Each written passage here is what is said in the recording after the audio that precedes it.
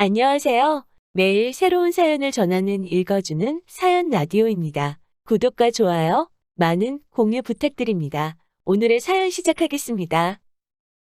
안녕하세요. 작년 가을 이혼녀가 되어버린 30대 후반의 여성입니다.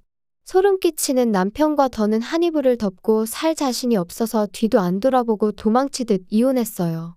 그리고 지금도 그때를 생각하면 온몸이 부들부들 떨린다니까요.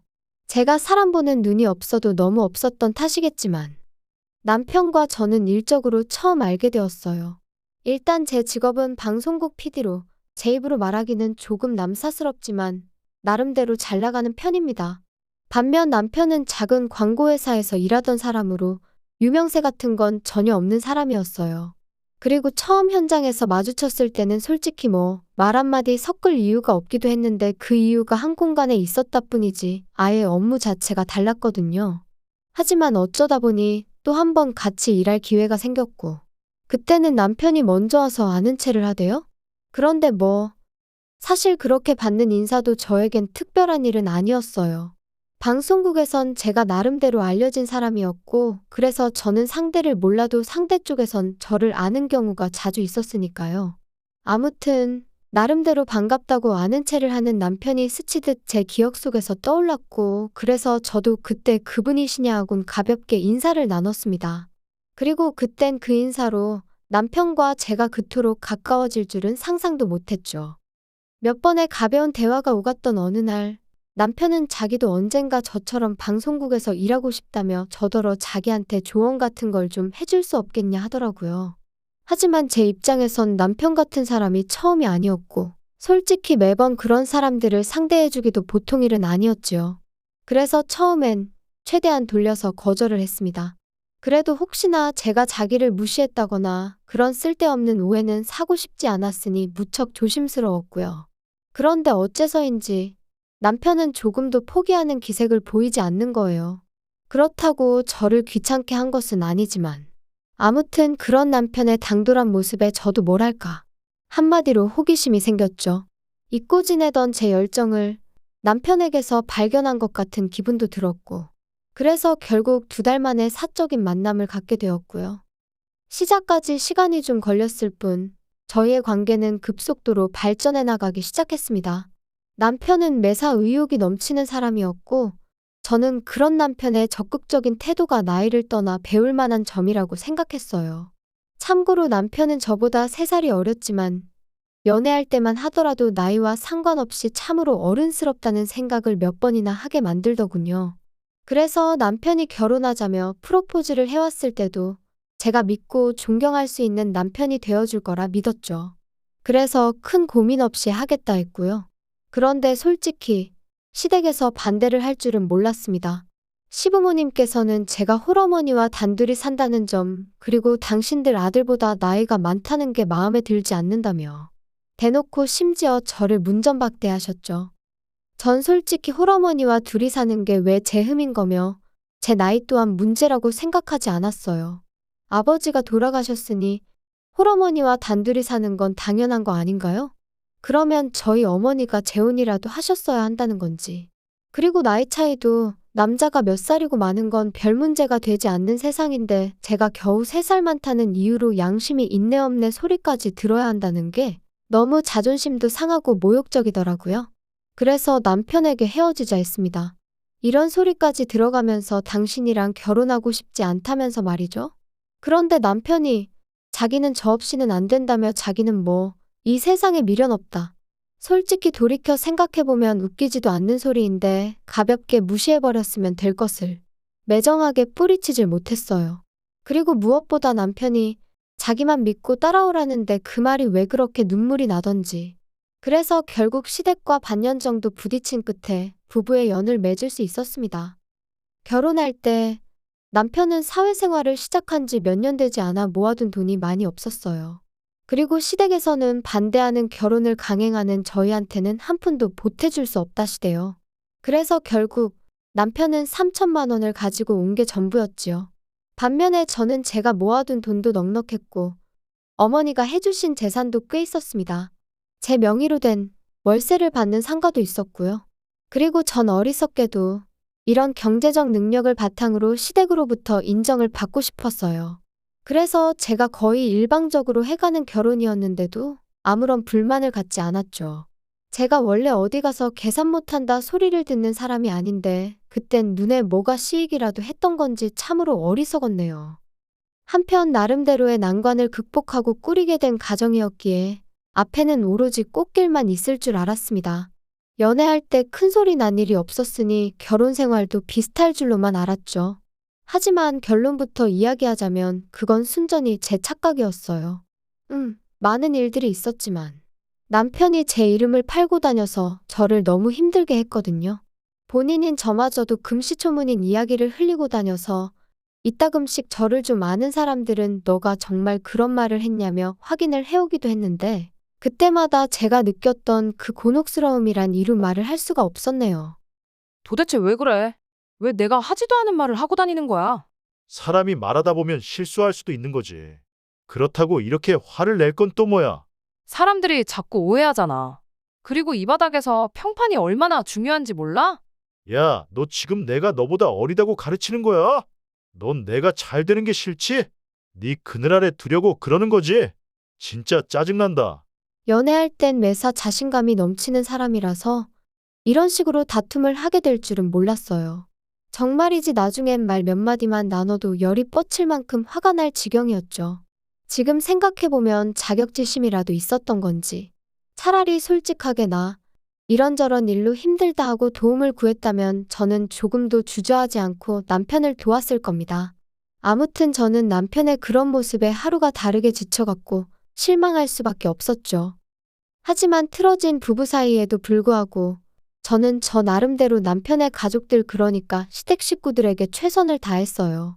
비록 고맙다는 말 한마디 제대로 들어본 적은 없었지만 내가 누군가에게 잘하면 그 복이 다시 나에게 돌아온다는 친정어머니의 가르침을 따랐던 거죠. 그런데 세상 사람들 마음이 다 저희 어머니나 저 같지가 않더라고요.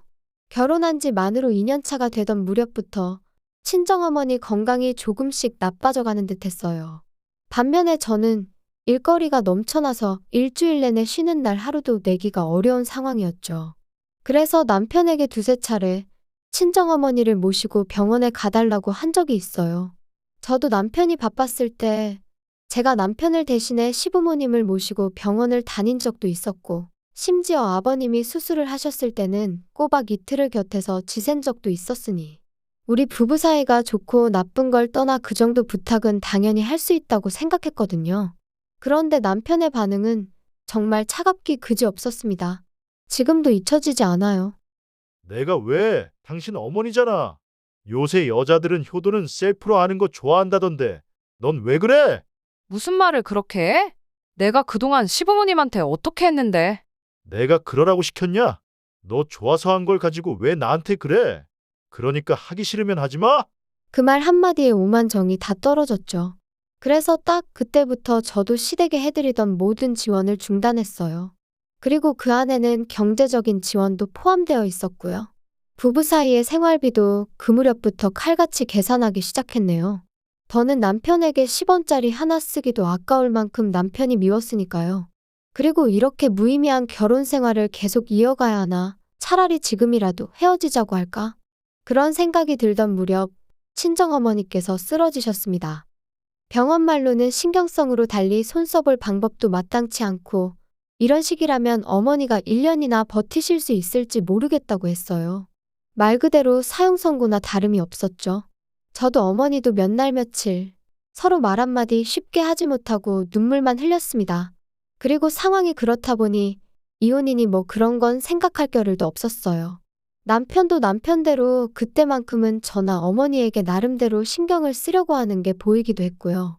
하지만 미리 말해두지만 이건 다 생쇼에 불과했네요. 그렇게 속절없이 시간만 흘러가던 어느 날 저는 친정어머니의 담당이로부터 뜻밖의 이야기를 듣게 되었어요. 얼마 전부터 한국에 수입이 되기 시작한 신약이 있는데 그게 저희 어머니한테 효과가 있을지도 모르겠다고요. 그런데 문제는 보험이 안 된답니다. 한 번 투약하는데 700만 원 가까이 들고 2주에 한 번씩 10번은 투약하셔야 될 거라면서. 하지만 저는 고민하고 말고 할 것도 없이 해보겠다 했어요. 막말로 앉아서 돌아가실 날만 기다리고 계시게 하느니 뭐라도 해보는 게 당연하지 않나요? 그리고 정말 돈이 없다면 모를까. 아니 없다고 해도 어떻게든 해드렸을 거예요. 그런데 남편이 이 이야기를 듣더니 아니, 너 생각을 하고 말하는 거야? 한 번에 700씩 10번이면 7천이야. 7천이면 웬만한 중형차는 사고도 남는 큰돈이라고. 지금 너는 우리 엄마랑 중형차를 비교하는 거야? 제정신이니? 아니, 말이 그렇다는 거지. 근데 효과 없으면 환불은 해준대? 진짜 한심해서 말도 안 나오네. 너야말로 머리에 뭐가 들어있는 거야? 내가 지금 뭐 쇼핑하는 거야? 거봐, 환불도 안 해준다는 거잖아. 그거 다 상술이야. 7천이라니 생각할수록 욕 나오네. 너는 가족이 장모님 뿐이야? 내 생각은 안 해. 미래에 태어날 우리 아이한테는 뭐 어쩔 건데. 쓸데없는 소리 하지 마. 당신한테 돈 달라고 안 할 거고 내 능력으로 해드리는 거니까. 그리고 당신하고 알고 지낸 시간보다 내가 엄마 딸로 지낸 시간이 훨씬 길고 의미 있거든? 그러니까 서운한 애 어쩌네 그런 소리도 할 거 없어. 당신이 나한테 그런 말을 할 자격이나 돼? 결국 제 고집대로 신약으로 치료를 받기 시작했지만 솔직히 말해서 초반에는 효과가 없는 것 같았어요. 그리고 그때 저는 말 그대로 무너져 내리는 기분이었습니다. 마지막이자 유일한 희망이라고 생각했으니까요. 그런데 정작 남편은 자기가 뭘 했냐며 의기양양해하는 꼴이라니. 한마디로 정말 재수가 없더라고요. 하지만 편찮으신 어머니께선 당신까지 떠나고 나면 제 옆에는 남편 하나 남는다 생각하셨는지 계속해서 저더러 남편에게 잘해주라 하시고 저희 남편한테도 번번이 당신이 미안하다 하셨는데 다시 그때를 떠올리니 가슴에 돌 하나 걸린 듯 속이 불편하고 답답해지네요. 아무튼 정말 하루하루가 암담했지요. 하지만 죽으라는 법은 없다고 딱 절반쯤 지났을 무렵부터 놀라울 정도로 어머니의 증세가 호전되어 갔어요. 그리고 마지막 투약으로부터 2달이 지난 뒤 저희는 담당이로부터 6개월 뒤에 다시 오라는 말을 듣게 되었습니다. 치료가 성공적으로 끝났지만 추이를 지켜보자는 이야기였죠. 어머니도 저도 벅차오르는 감정을 주체하지 못하고 병원을 나서며 얼마나 울었는지 몰라요. 그리고 이튿날 저는 어머니랑 제주도로 여행을 떠났습니다. 어머니가 병원 생활을 무척이나 답답해 하셨거든요. 그래서 3박 4일 동안 맛있는 것도 먹고 즐거운 시간을 보내고 왔어요. 그리고 그러는 동안 남편은 말이라도 한마디 가령 잘 쉬고 오라던가? 네, 전혀 없었습니다. 저도 뭐 별 기대도 없었지만요. 한편 꿈같은 여행을 끝내고 어머니를 댁으로 모셔다 드리고 집에 왔어요. 원래는 어머니더러 당분간 저희 집에서 같이 지내시자 했지만 어머니가 사위 불편하게 하기 싫으시다며 거절을 하셨거든요. 아무튼 그래서 이제 짐 정리도 하고 어질러진 집도 치우고 그러고 있는데 남편이 거칠게 현관문을 열고 집 안으로 들어오더군요. 그리고 얼마나 술을 마셨는지 자기 몸 하나 제대로 가누지도 못하면서 저더러 한다는 소리가 너랑 니네 엄마 때문에 다 망했다. 다 꼬였어. 꼬였다고. 내 인생 책임져. 갈 사람이 때가 되면 가야지. 진짜 짜증난다. 지금 뭐라고 한 거야? 갈 사람이라니? 너 지금 우리 엄마가 갈 사람이었다는 거야? 그럼 죽을 날 받아놨으면 그냥 적당히 살다가 가야지. 그걸 왜 마음대로 연장을 시키냐고. 모녀가 똑같이 이기적이야. 지들밖에 몰라. 정말이지 온몸에 소름이 쫙 끼치면서 저 인간이 저러다 나한테도 무슨 짓을 할지도 모르겠다는 생각이 들더군요. 그래서 간단한 짐만 챙겨서 술 취한 남편이 잠이 든 틈을 타 도망치듯 집을 나왔습니다. 그리고는 바로 어머니 댁으로 향했어요. 원래는 어머니를 걱정시키긴 싫어서 호텔로 가려고 했는데 그러다 남편이 혼자 계신 어머니한테도 찾아가 패악질을 할지도 모르겠다는 생각에 그럴 수도 없었거든요. 어머니는 어머니대로 방금 헤어진 딸이 얼굴이 사색이 되어서는 돌아왔으니 몹시 놀라신 눈치셨습니다. 그리고 그런 어머니께 저는 그간의 제 결혼 생활부터 시작해서 아무래도 이혼을 해야 할 것 같다더는 같이 못 살겠다는 이야기까지 전부 털어놓았죠. 자꾸만 당신 탓을 하시는 어머니 때문에 가슴이 더 답답해졌던 것도 사실이지만 그래도 결국 제 편은 어머니 한 사람뿐이더라고요. 이튿날부터 저는 변호사를 만나고 이혼을 준비해 나가기 시작했습니다. 그리고 저는 그 과정에서 황당한 몇 가지 사실을 알게 되었어요. 일단 결혼 당시 남편이 모아둔 돈이 없다고 했지만 실은 남편 명의로 작은 오피스텔이 하나 있었다는 거. 그리고 그 오피스텔을 월세로 주면서 거기서 나오는 모든 돈을 시부모님께 드리고 있었다는 걸요. 그리고 또 한 가지. 회사에다가 공공연히 자기는 금방 관둘 거라고 그러고 다녔답니다. 저희 어머니가 돌아가시면 어머니 재산이 유일한 핏줄인 저한테 오게 될 거고, 그러면 저한테 얘기해서 뭐 광고회사를 하나 차릴까 싶다며. 물론 저는 금시초문, 생각조차 해본 적 없던 이야기였어요. 또다시 남편이란 작자에게 소름이 끼치더라니까요. 한편 변호사는 이 모든 게 저에게 유리한 정보라고 했지만 기쁘지만은 않았던 것도 사실이에요. 웬일로 집에 다 들어왔냐? 당신 보고 싶어서 온 거 아니니까 관심 꺼. 그리고 엄밀히 말하면 이 집은 내 집인데 내가 왜 나가 있나 싶더라. 그러니까 오늘부로 당신이 방 빼. 참나, 그게 말이 되냐? 남편을 내쫓는다니 말도 안 된다. 그럼 말이 되고 말고. 너 이제 내 남편 아니야. 나 너랑 이혼할 거거든. 이혼 같은 소리 하네. 나 이혼 못해. 너 때문에 나 개털됐으니까 네가 책임져야지. 아, 신우한테 오피스텔 넘겨줘서? 그러니까 왜 그렇게 경거망동을 했어? 그리고 진짜 입에 담기도 싫지만 우리 엄마가 돌아가시면 그 재산이 내 거지 네 거야? 정말이지 더는 한마디도 너랑 말 섞기 싫으니까 당장 나가. 안 그러면 내일은 사람 불러서 끌어낼 거니까. 이혼이 뭐 그렇게 쉬운 일인 줄 아냐? 내가 나간다 나가. 나야말로 너한테 질릴 대로 질렸어. 여자가 돼서는 독해 빠져가지고. 아무리 그래도 무능한 너보단 내가 낫지. 남편은 저에게 온갖 쌍욕을 퍼부으며 집을 나갔어요. 남편이 완전히 제 시야에서 사라지고 나서야 비로소 참았던 숨이 터지듯 나오더라고요. 그리고 이후로 저는 변호사의 도움을 받아가며 몇 달의 공방 끝에 남편과 이혼을 할 수 있었습니다. 결혼 기간이 짧아 위자료랄 건 없었지만 적어도 뭐 하나도 빼앗기지 않았으니 참으로 다행이다 싶었죠. 그리고 들려온 남편의 소식은 아주 재미났습니다. 일단 남편은 저희 어머니가 처음에 앞으로 1년 정도 사신다 소리가 나왔을 무렵 시집 간다는 신우한테 기분이랍시고 자기 오피스텔을 줘버렸던 거였죠. 아마 모르긴 몰라도 저희 어머니만 돌아가시면 재산 꽤나 생긴다 생각하곤 아까운 줄 모르고 말 그대로 헛짓거리를 했던 걸 거예요. 그런데 이제 저랑 이혼을 하게 되면서 신우한테 그걸 돌려달라고 했나 본데 그 핏줄이 어디 가나요? 신우가 뭔 소리냐며 내가 그걸 왜 돌려주냐고. 그래서 아주 집안이 난리가 났던 모양입니다. 그리고 제가 이 일을 이토록 상세히 알게 된 건 시부모님이 저 때문에 남매가 아주 등을 찌고 살게 되었다며 책임을 지라고 저한테 따지러 오셨거든요. 그래서 제가 두 분 능력으로 하나 더 사주시라고. 아, 돈이 없어서 그렇게 못해주시냐고 쏘아붙였네요. 그 와중에 싸가지니 뭐니 그런 것까진 생각도 안 했고요. 그리고 한 가지 더 가뜩이나 제가 이혼하게 된 전후 사정을 아는 친구가 남편 회사의 대표와 지인이기도 했고, 친구는 저하고 상의를 한 것은 아니었지만 제 남편이 너무너무 꼴보기가 싫더랍니다. 그래서 그 대표에게 저희 남편이 사업이니 뭐니 헛물을 키고 다닌다며 이러다 이 회사 기밀도 빼가는 건 아니냐고 바람을 좀 넣었던 모양이에요.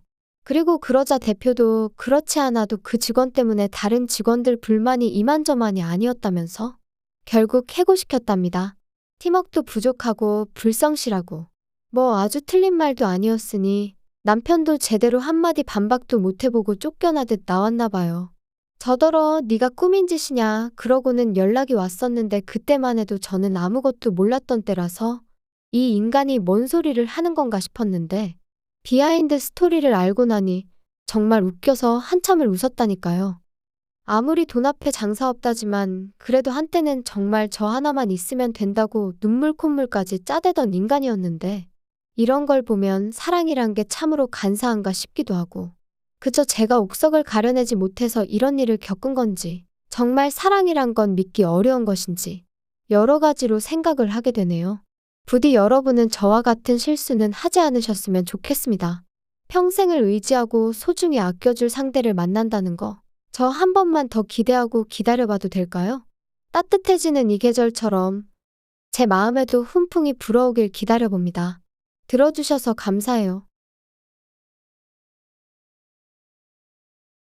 긴 이야기 들어주셔서 감사합니다. 오늘의 사연은 여기까지입니다. 구독과 좋아요, 알람 설정해 주시면 앞으로 더 좋은 사연으로 찾아오겠습니다. 감사합니다.